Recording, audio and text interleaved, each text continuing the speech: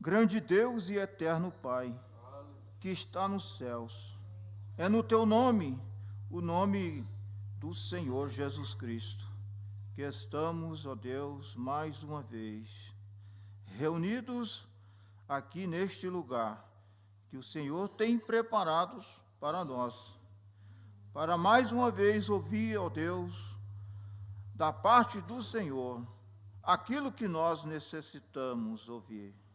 E creio que o Senhor vai nos dar tudo o que necessitamos para as nossas almas e para os nossos físicos também, porque Deus supre todas as nossas necessidades, seja ela física, ou emocional, psicológica, espiritual, porque o Senhor tem tudo aquilo que necessitamos e muito mais.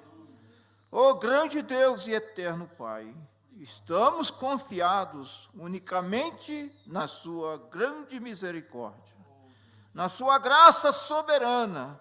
Por isso estamos, ó Deus, aqui neste lugar que o Senhor tem preparado para nós, para juntos estar reunidos para ouvir de Ti a sua palavra.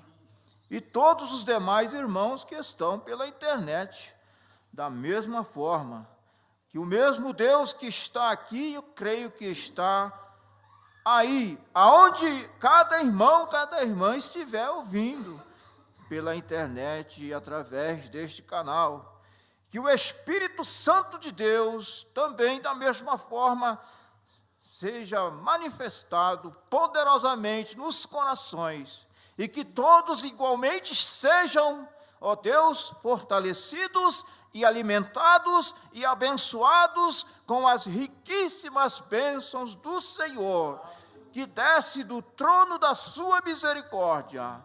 Ó grande Deus, nós entregamos as nossas vidas em Tua presença, e que o Senhor possa tomar cada um de nós sob a liderança do Teu Espírito, em nome do Senhor Jesus Cristo, Filho do Deus vivo. Amém. Glória a Deus. Apocalipse, capítulo 2, versículo 8 ao 10. E ao anjo da igreja que está em Esmirna escreve: isto diz o primeiro e o último, que foi morto e reviveu. Eu sei as tuas obras, e tribulação, e pobreza, mas tu és rico, e a blasfêmia dos que se dizem judeus e não o são, mas são a sinagoga de Satanás. Nada temas das coisas que há de acontecer ou de padecer. Eis que o diabo lançará alguns de vós na prisão, para que sejais tentados, e tereis uma tribulação de 10 dias. Ser fiel até a morte, e dar-te-ei a coroa da vida. Amém? Pai eterno, Deus Todo-Poderoso, que a leitura de sua palavra, Senhor, seja vivificada em nossos corações, e que, ó Deus, esta leitura seja de bênçãos para as nossas almas, no nome do Senhor Jesus Cristo. Amém. Pode assentar, meus irmãos. Que Deus continue nos abençoando. Uma boa noite a todos. Nós temos mais para agradecer do que pedir, porque Deus tem feito muitas maravilhas em nossas vidas, em nossa alma. Eu completei meus 51 anos de idade, dia 9 de março, e estou muito grato a Deus por isso, porque se eu estou com vida até hoje, porque o Senhor me guardou. E nós temos que agradecer, cada um de nós também, com toda certeza. Se você está com vida, é Deus que te guarda, porque Satanás, ele está sempre procurando destruir aqueles que ele pode destruir. Porque o tríplice propósito do diabo diz a palavra de Deus, que é matar, roubar e destruir. A palavra de Deus diz que o ladrão não vem senão para matar, roubar e destruir. Mas o Senhor Jesus Cristo disse: eu vim para que tenhais vida, e vida com abundância. Glória a Deus. Deus tem vida para nós com abundância. Vida agora, nesse presente momento, durante toda a nossa trajetória desta terra. E quando nós partirmos desta vida, nós sairemos do tempo e entraremos na eternidade, porque um cristão não morre, ele sai do tempo e entra na eternidade, para gozar as delícias eternas do Deus Todo-Poderoso. Isto é maravilhoso. O profeta de Deus diz: nada, não se preocupe com nada, porque nem a morte pode te ferir. Louvado seja Deus. A morte física não é morte. A morte mesmo é a morte espiritual. Porque morte significa separação eterna de Deus. Mas o cristão não morre. O cristão tem vida eterna. Glória a Deus. E nós devemos estar contentes, felizes e sempre agradecidos a Deus. Até pelas lutas que nós passamos, pelos desafios que naturalmente nós estamos sempre nos deparando. Porque nessa vida nós temos desafio, cada dia há um desafio que nós temos que encarar, os desafios da vida. Uns de uma forma, outros de outra, cada um tem a sua luta, e Deus sabe de todas as coisas. O que eu tenho que passar, o outro não vai passar por mim, é eu que tenho que passar. Tudo já foi traçado por Deus. E fora também as coisas que nós mesmos plantamos, né? Aí nós colhemos também da mesma forma. Porque tem coisa que a gente tem que ser honesto, né? Em dizer que tem coisa que é nós que plantamos e depois vem a colheita. É uma lei de Deus. A Bíblia diz: não erreis. Deus não se deixa escarnecer. Tudo que o homem plantar, isso também ceifará. Então, irmão, nós devemos estar agradecidos a Deus pela luta, pelas vitórias e por tudo. Porque Deus, ele não erra. Nós é que erramos. Nós estamos sujeitos a erro, mas Deus não erra. Nós erramos, às vezes, nas palavras, nós erramos, às vezes, nas nossas atitudes, nas nossas ações, nós erramos como humanos. Mas Deus não. Deus, ele é perfeito em tudo. Deus não precisa melhorar em nada. E nós é que precisamos não apenas melhorar, nós precisamos ser transformado. Porque melhorar é uma palavra correta, mas o que a nossa carne vai melhorar? Não tem como melhorar. Carne é carne. E a carne e sangue não é do reino dos céus, não tem o que melhorar. Tem que mortificar. A Bíblia diz, né? Mortificai os vossos membros que está sobre a terra. Porque não tem como melhorar. Tem que ser transformado. Tem que nascer de novo. E para nascer de novo, primeiro tem que morrer. E há uma certa dificuldade, né? Porque muitos têm medo do novo nascimento. O profeta de Deus ensina isso na mensagem, que o tabernáculo Brana estava com medo do novo nascimento. E todo ser humano, porque o novo nascimento, ele produz sofrimento. Sofrimento tais, e ninguém quer sofrer. Mas este é o caminho. É o caminho que Deus traçou para nós. E Deus está conosco. Em qualquer lance, em qualquer situação da nossa vida. Deus prometeu estar conosco. Deus prometeu também estar em nós. condições da era, a era de Esmirna. Esta condição da era de Esmirna não é especificamente para esta era, mas é para todas as demais eras e também para a nossa. Eu sei as tuas obras e tribulação e pobreza, mas tu és rico. Graças a Deus, nós somos ricos. Você quer uma riqueza maior do que a graça de Deus? Você quer uma riqueza maior do que ter Cristo na nossa vida? Ter Deus na sua vida, ter Deus no seu lar? Não há uma riqueza maior do que esta. Busque a Deus em primeiro lugar, e a sua justiça, e as demais coisas vos serão acrescentadas. Deus vai acrescentar aquilo que for necessário para a nossa vida do dia a dia. E Deus tem nos dado até mais daquilo que necessitamos. Você sabe que Deus supera a nossa expectativa. Às vezes você fica esperando uma bênção, aí vem 3, 4, porque Deus nos surpreende. Quando nós depositamos uma total confiança na promessa de Deus, isso agrada a Deus. Deus se agrada.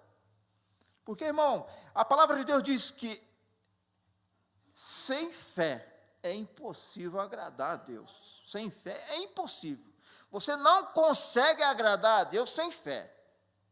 Porque todos aqueles que se aproximam de Deus, é necessário que creia que Ele existe e que é galardoador daqueles que o buscam.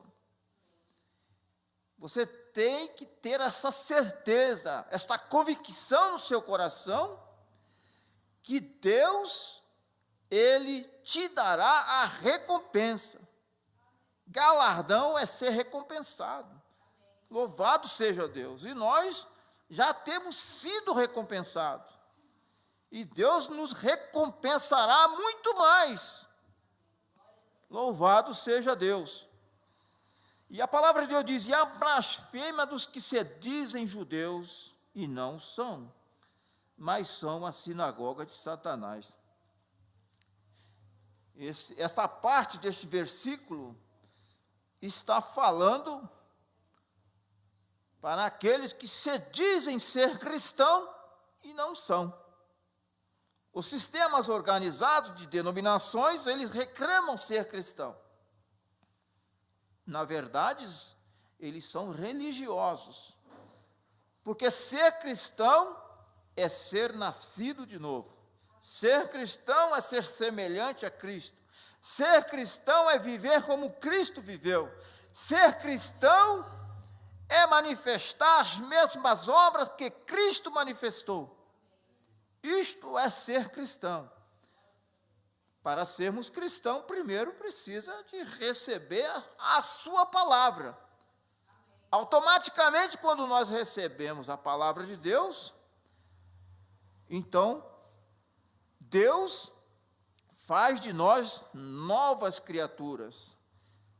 Porque aqueles que estão em Cristo, diz a Bíblia, nova criatura é, e as coisas velhas se passaram, e eis que tudo se fez novo. Mas, meu irmão, minha irmã, a chave para esta era é, evidentemente, a tribulação. Nós temos aprendido, através da mensagem do profeta de Deus, que a noiva de Cristo não passa pela grande tribulação. A grande tribulação, observe o sentido da palavra. Mas nós passamos por muitas tribulações. A grande tribulação só vai passar aqueles que rejeitaram o Espírito Santo. Aqueles que não receberam o Espírito Santo é que vão passar pela grande tribulação. Mas a noiva de Cristo que tem recebido o Espírito Santo será arrebatada antes da grande tribulação. A grande tribulação será para virgens loucas e os ímpios que ficarão aí. Mas a noiva de Cristo estará gozando as bodas do Cordeiro por 3 anos e meio. Automaticamente aqui, os ímpios e a igreja que rejeitaram o Espírito Santo, sofrendo o juízo de Deus. Nós devemos louvar a Deus, porque, irmão, somente pela misericórdia de Deus é que nós temos recebido a mensagem precursora da segunda vinda de Cristo. Isto é graça. Se não fosse a graça de Deus ter nos alcançado, nós estaríamos nas mesmas condições dos demais. Veja, meus irmãos, pessoas que, humanamente falando, melhores do que nós, não recebeu aquilo que nós recebemos. Porque, na verdade, salvação é graça. Não é pelas obras, não é por ser bonzinho, não é isso. É a misericórdia de Deus. Você pode fazer uma análise com você e os seus parentes, ou as suas famílias segundo a carne, que não vê o que você está vendo, não vê o que nós temos visto. Por quê? Primeiro, a incredulidade. A incredulidade leva Satanás a cegar as pessoas que são incrédulas à palavra de Deus. Porque a palavra de Deus diz isso, que o Deus deste século cegou o entendimento dos incrédulos. Mas para aqueles que são crentes verdadeiros e fiéis a Deus, acontece o oposto. Deus abre o nosso entendimento para compreender as Escrituras. Não diz a palavra de Deus, o Senhor Jesus Cristo abriu o entendimento dos seus discípulos para que eles pudessem compreender as Escrituras. Agora, por quê? Por que Jesus Cristo abriu o entendimento deles e não abriu o entendimento dos demais? Porque os demais foram incrédulos. E a incredulidade é uma afronta a Deus. A fé genuína, verdadeira na palavra de Deus, isto agrada a Deus. Isto faz Deus entrar em ação a nosso favor. E Deus vai completando em nós aquilo que está faltando. E Deus vai tirando aquilo que está sobrando. Deus vai tirando. Da forma como Deus vai manifestando a sua palavra em nossos corações, e nós vamos recebendo e crendo, a própria palavra faz o que for necessário fazer. A palavra de Deus, ela tem poder para nos transformar. Agora, Judas Iscariote, diz o mensageiro que ele conseguiu passar pelas 2 etapas da graça.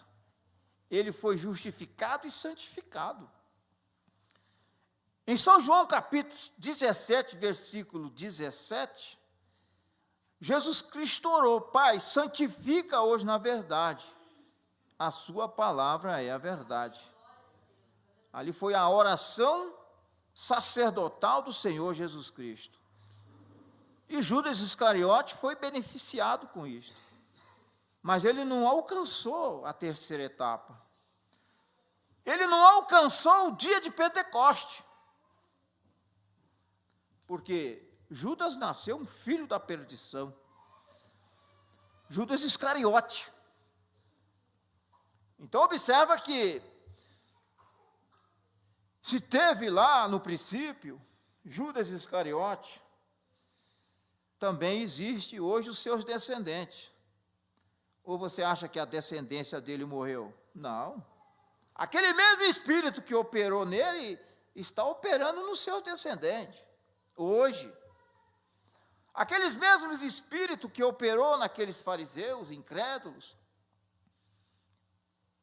aqueles mesmos espíritos estão operando hoje nos seus descendentes, é uma lei.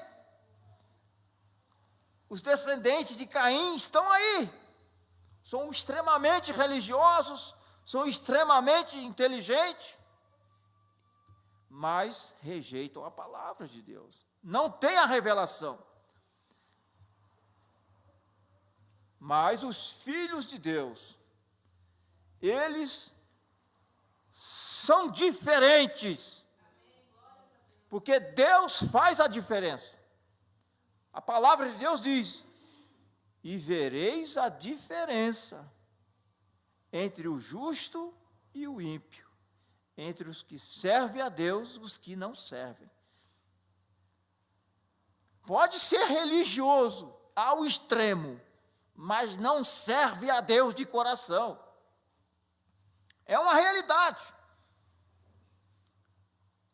Então o profeta de Deus, ele diz: a chave para esta era é evidentemente a tribulação. Se houve tribulação na primeira era, eis agora predita uma tribulação intensificada durante toda a segunda era.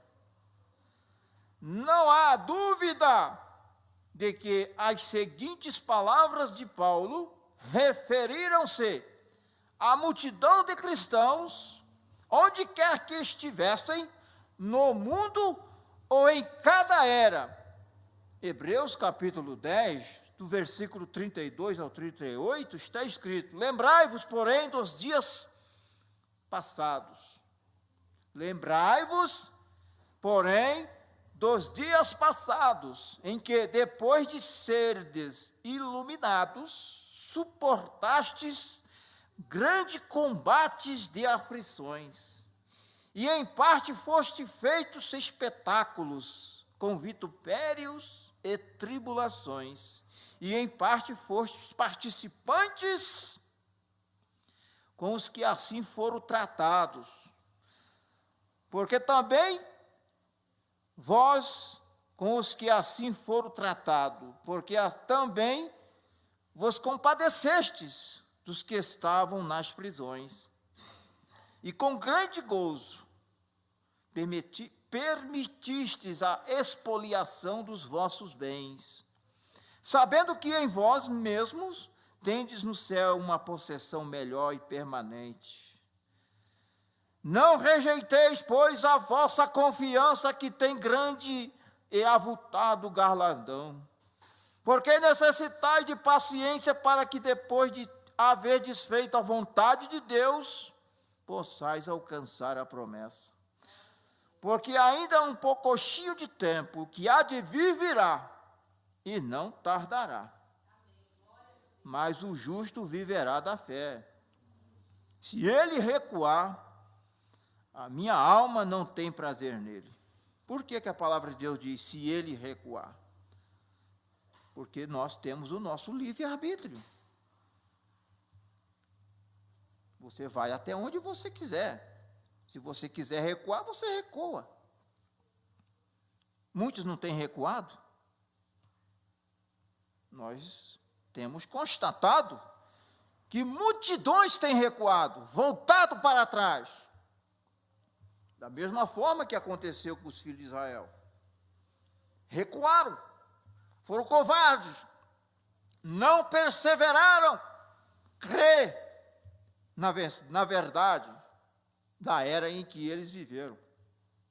E hoje, da mesma forma, muitos têm recuado, têm voltado para trás, têm ficado para trás, não estão perseverando.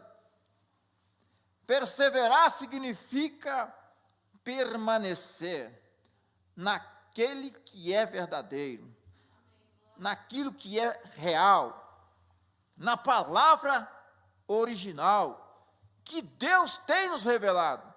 Isso é perseverar.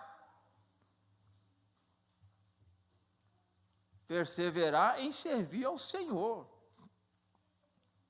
Mas o justo viverá da fé. Mensagem de Lutero, irmão.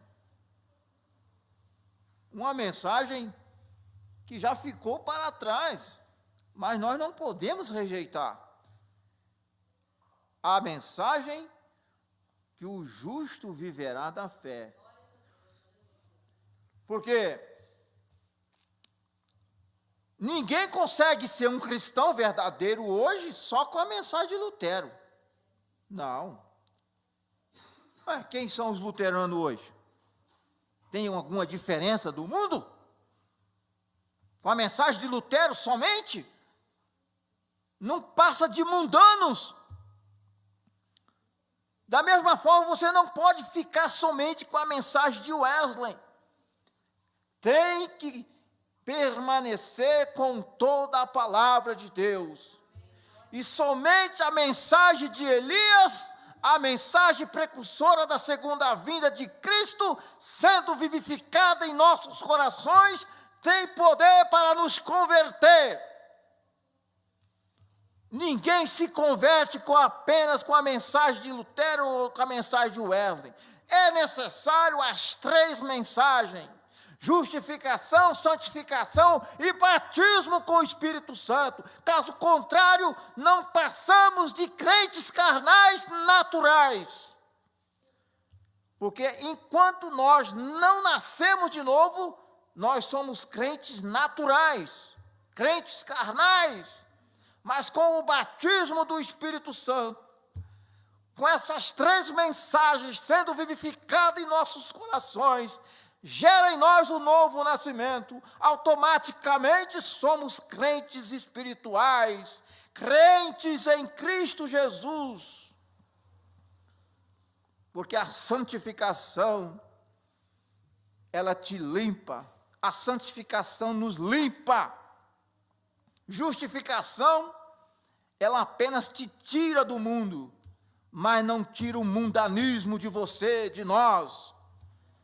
É necessário a santificação para nos limpar, para tirar de nós os desejos pecaminosos, para tirar de nós os desejos de credos e dogmas de denominações, e automaticamente sermos batizados com o Espírito Santo, e somente a mensagem precursora da segunda vinda de Cristo, sendo recebida em nossos corações, tem poder para fazer de nós cristãos convertidos em Jesus Cristo. Louvado seja Deus. Isto deve fazer nossos corações se regozijar. Por isso que Deus prometeu Elias. Por isso que Deus prometeu nas Escrituras a mensagem que tem poder para nos converter. Mas converteu o coração de quem? Dos filhos de Deus. Não é o que está escrito lá em Malaquias? Eis que vos envio o profeta Elias antes do grande e terrível dia do Senhor. E a mensagem de Elias converterá os corações dos filhos. Aquela mesma fé, aquela mesma unção, aquele mesmo poder que habitou na igreja primitiva. Os cristãos primitivos, eles foram verdadeiramente convertidos, porque receberam a palavra de Deus para a sua era. Os que rejeitaram, não se converteram, permaneceram crentes naturais. Então, meus irmãos, a mera associação de pessoas de bom coração com um verdadeiro crente poderia muito bem acarretar a morte em troca da bondade deles. Agora o Senhor Deus Todo-Poderoso diz: eu sei, lá está Ele andando no meio do seu povo, lá está Ele, o sumo sacerdote do rebanho, porém Ele retém a perseguição? Não. Ele retém a tribulação? Não. Ele não faz, ele simplesmente diz: eu sei a tua tribulação. Eu não estou de maneira nenhuma desatento à tua tribulação. Não. Deus não está desatento aos nossos sofrimentos. Não, Senhor. Deus está vendo tudo. Deus está percebendo tudo. Eu não estou de maneira nenhuma desatento ao teu sofrimento. Que pedra de tropeço isto é para tantas pessoas como Israel. Elas têm dúvida se Deus realmente as ama. Como pode Deus ser justo e amoroso e Ele fica de lado e observa o povo sofrer? Isto é o que eles perguntaram. Em Malaquias, capítulo 1, do 1 ao 3, peso da palavra do Senhor contra Israel, pelo ministério de Malaquias. Eu vos amei, diz o Senhor, mas vós dizeis: em que nos amaste? Não foi Esaú irmão de Jacó? Diz o Senhor. Todavia amei a Jacó e aborreci a Esaú. E fiz dos seus montes uma assolação e dei a sua herança aos dragões do deserto. Veja você, eles não podiam compreender o amor de Deus. Eles pensavam que o amor significava nenhum sofrimento. Tem pessoas que pensam que o amor de Deus é isso, é te privar de nenhum sofrimento, é não sofrer. Não é isso que é o amor de Deus. O amor de Deus não nos livra de passarmos por sofrimentos. Eles pensavam que amor significava nenhum sofrimento. E hoje existe muitos assim, que pensa que amor significa nenhum sofrimento. Eles pensavam que amor significava um bebê com o cuidado dos pais. Você não quer, ninguém quer ver seu filho sofrer. Eu creio que ninguém. Você dá o melhor para o seu filho, para a sua filha. Qual a mãe? Qual é a mãe? Qual é o pai que quer ver seu filho sofrer?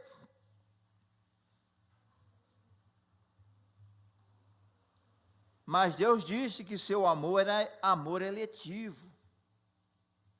A prova do seu amor é a eleição. Irmão, porque a palavra de Deus diz que Deus não poupou o seu próprio filho. Deus amou o mundo de tal maneira que deu seu Filho unigênito para que todo aquele que nele crê não pereça, mas tenha a vida eterna. Deus amou nós de tal maneira, irmão, que Ele deu o seu Filho unigênito. E Ele, Deus sendo Espírito, Ele não podia morrer. Porque um espírito não morre, ele não tem carne nem osso. Por isso que Deus se manifestou em carne. E quando Deus se manifestou em carne, resultou em filiação. Por isso que Jesus Cristo, ele não foi apenas filho de Deus, ele foi o Deus encarnado. Por isso que está escrito na palavra de Deus. Emanuel significa Deus conosco.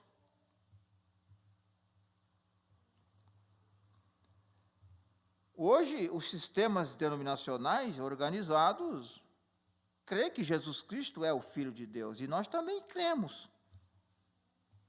Mas nós cremos também que ele, sendo filho, ele também é o próprio Deus. São manifestações, mas sendo ele o mesmo Deus, a mesma pessoa. Porque a palavra de Deus nos ensina que tudo que era Deus se derramou em Cristo. E tudo que estava em Cristo, ele derramou na sua igreja. Glória a Deus. Tríplice manifestação de Deus. Deus em Cristo, Cristo na igreja. E a igreja no seu reino restaurado. Louvado seja Deus. Então, mas Deus disse que seu amor era amor eletivo. A prova do seu amor é que ele nos elegeu. Visto que não importava o que acontecesse, seu amor era verdadeiramente comprovado pelo fato deles terem sido elegidos para a salvação. Por vos ter Deus elegido para a salvação em santificação do Espírito e fé da verdade.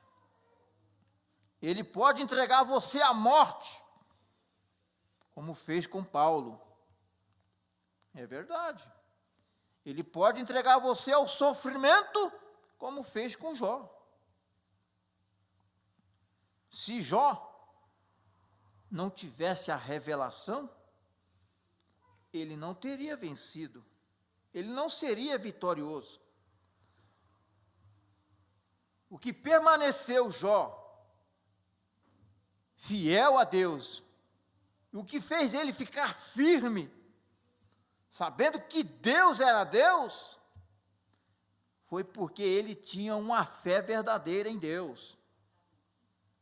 Ele tinha um coração cheio de fé, fé na promessa de Deus.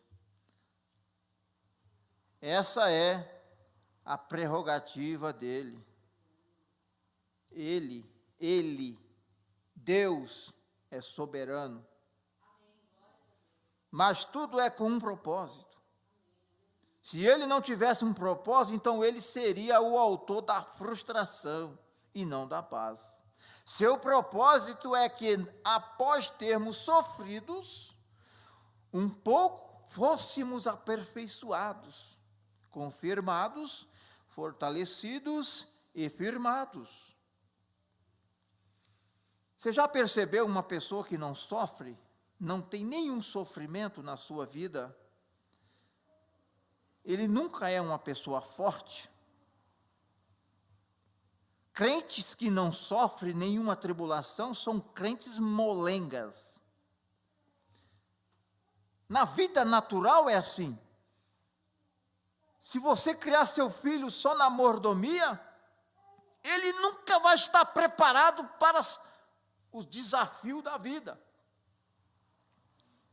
Porque o sofrimento, a luta, faz nós ficar fortes, faz nós ter mais confiança. E Deus, ele leva nós ao sofrimento para nos treinar. Por que Davi, Deus o treinou? Porque Deus sabia que ele tinha um Golias na frente para enfrentá-lo. Se Davi não tivesse aquela experiência lá do leão, do urso, que Deus de propósito colocou no seu caminho, foi para treinar Davi. Deus o treinou.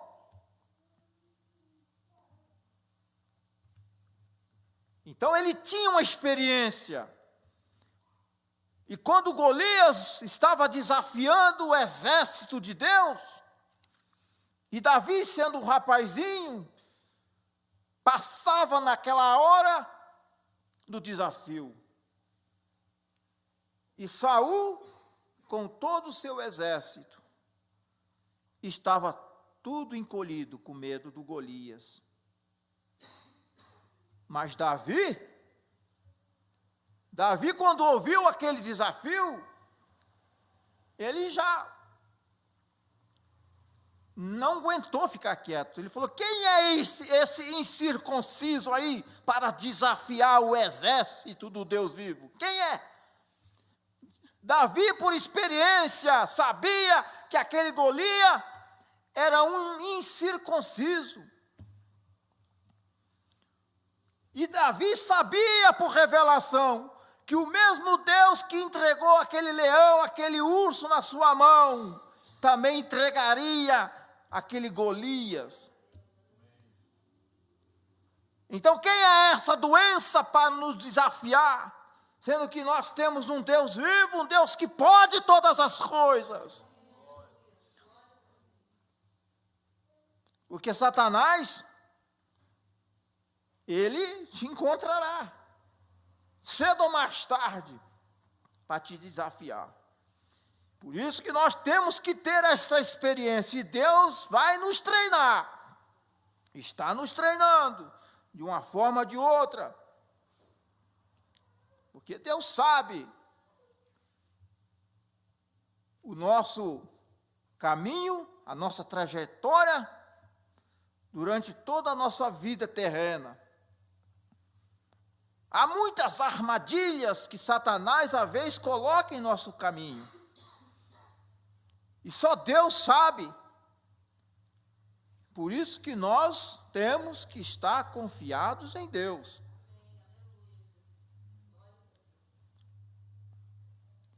Ele cuida de nós. Mas tudo é com um propósito. Se ele não tivesse um propósito, diz o profeta, então ele seria o autor da frustração e não da paz. Seu propósito é que nós, após termos sofrido um pouco, fôssemos aperfeiçoados.